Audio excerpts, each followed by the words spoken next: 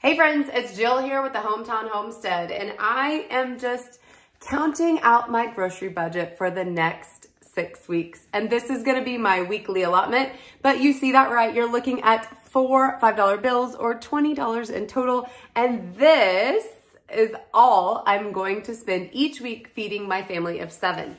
Other than that, we're gonna be eating out of our pantry, and we're gonna be taking down some of the food that we've stored up over the year and some of the stuff that's in the freezer that's been hanging out for way too long. So if this kind of thing is something that you're interested in, sit tight and hang on, because this is gonna be a wild ride.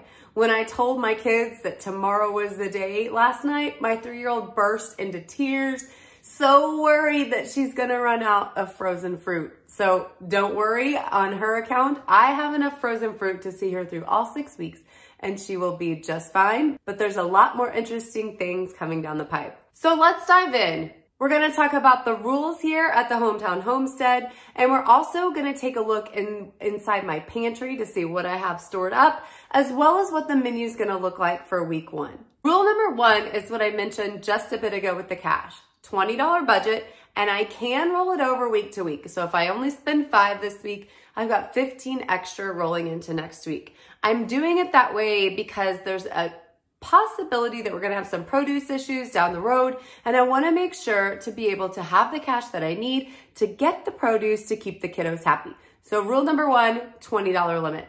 Rule number 2 is that we have to eat seafood 1 time a week. And the reason that I'm doing this is because I have great intentions when I buy it, and sometimes things get shoved to the back. So we have a lot of salmon that is canned. So that gives me some flexibility in how to use it. We have some tilapia frozen. We have some huge shrimp, and I'm talking like size of my fist shrimp. And then we have a couple more things in there that need to be pulled out and used in our rotation. So rule number 2 is going to be that we have to use seafood once a week. Along the same line, we're gonna use corn once a week because my brother had an amazing corn crop this year. He has a huge farm and had a corn crop that is so good that I didn't even want butter on it, and that's something that I never say. So we have a bunch. We have some frozen in the husk, and then we have others where we've cut off the ends and vacuum sealed. And then the third way we have them is canned in jars, so I can use them in soups and stews really easily. So corn 1 time a week is gonna be on that list as well. The other thing I wanna make sure we're doing is moving through some dry pasta that I have on the shelf. And we haven't been eating much dried pasta lately, so I wanna make sure that we're starting to incorporate that to get it used up. When COVID first started, when we had no food stores, we went out and pasta was one of the things that we grabbed quite a bit of, and we just haven't poured through it as fast as I thought we would. So we're gonna move into getting a little bit of that off the shelf and into the meal plan. The other thing that I am gonna do and allow myself is an as your standard order in February. And I would love to skip this, but I am actually gonna grab 50 pounds of potatoes at the time. What we don't eat, I'm actually gonna plant out in my garden. And I know some of you are gonna say, don't do that. And others are gonna say, of course do that. That's up to you, do your own research, but whatever we don't eat are gonna end up out in the garden, and I need them to be ready at the appropriate time, meaning I have to get them in February. So that is one of the allowed rules that we're gonna have here at our house. All right, now that we've gone over the rules, let's take a look at the pantry and I'll show you what I'm working with, or a little of what I'm working with before we get started. So our first stop on the pantry tour is my actual working space where I have my countertop and all of my appliances. These are the things that we can grab easily to throw into any meals when we need them. So I have tomatoes, bone broth, potatoes, green salsa. We have tons of pickles and beans. And then I have dry goods storage up on the top, which is some different kinds of rice, some quinoa, lentils, just those kinds of things, basics to have around. For a variety in our meals. And there are some things up there that have been around for a while, so I'm really excited to spend 6 weeks getting that stuff out of the way. So down here on the bottom of my pantry, I have a few other dry goods and those kinds of things down here. So let me just show you what I have going on. I was mentioning salmon earlier, tons of it down here. We also keep black olives for our pizza night, lots of dried tomatoes. And then down on the bottom, I have canned chicken, some of the pasta that I was mentioning earlier, And then we do a lot of Asian dishes. So I have bean sprouts and that type of thing down here available. Now I brought you into where I keep the majority of our canned goods that I've home canned myself. And I have a ton of tomato products, as you can see, some corn, like I mentioned, up on the top. Meats are up in this corner, pasta sauce, and some pizza sauce in there. Tons of pickles to go through. Potatoes are looking a little slim. This is where we're gonna run into some trouble with my little girlies and why I'm gonna be doing a produce haul down the road. Then I also have some beans down here, which I'll dry up some more canned beans. And I have a bunch of our favorite rice noodles, which are the Annie Chun Pad Thai, the brown rice. We use them in soup and all sorts of things, and they're a fabulous option for anybody that's gluten-free, which is actually how we found out about them, but now we've moved past those issues for the most part.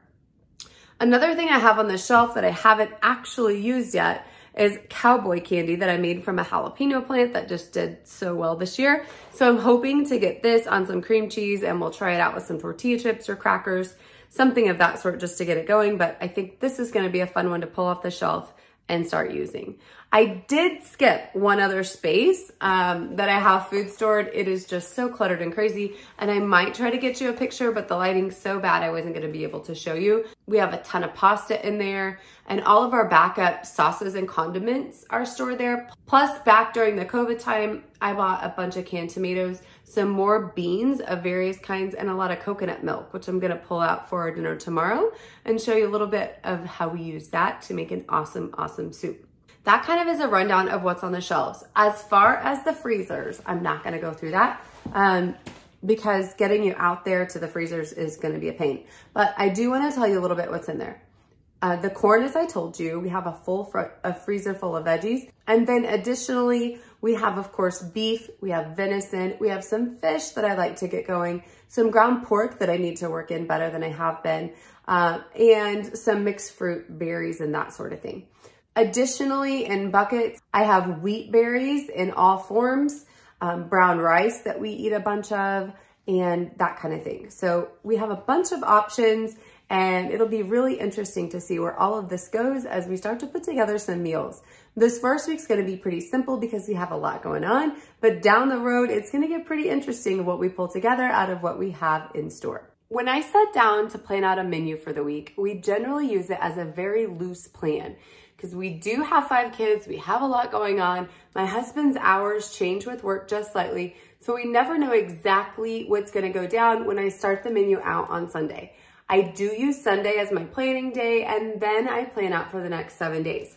If you aren't a meal planner, I wanna show you a system that has worked super well with me.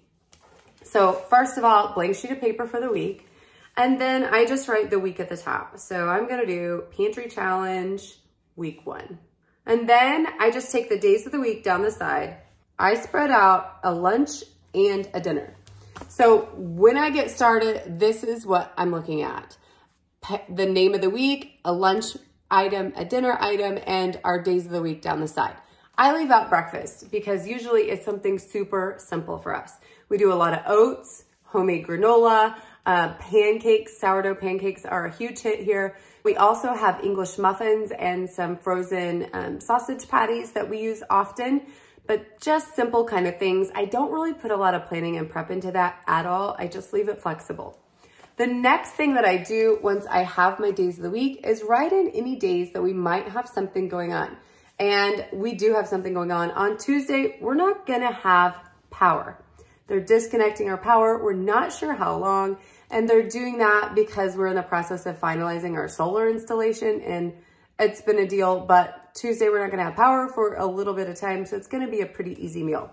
We also have ball on Monday, ball on Tuesday. Now when I wrote power and then ball, it says Powerball. Maybe I should buy one, but we just don't really do that. All right, so we have ball Monday, ball Tuesday, and ball Saturday. These dates that you have conflicts or other things going on are super important to your planning because I don't want to put a meal that's going to take me a lot of time and fuss on a day where I'm not going to be around very much. That just doesn't work out for me. The other thing is if we have ball, then there's a good chance that my husband's gonna be coming in from work at the last minute to grab our boys to head to practice, and I'm gonna be here with the girls. So I just need something light and easy, easy to leave out on the stove to stay warm or super quick to be eaten. So those are kind of the things that you have to consider when planning out your week.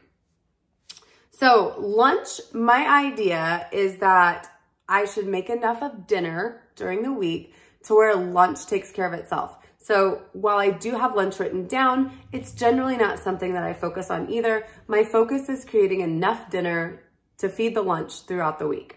So after taking a look at what I have on hand and what I'm gonna use up, as well as the rules that I've set for myself, I have a few really fun meals coming up this week.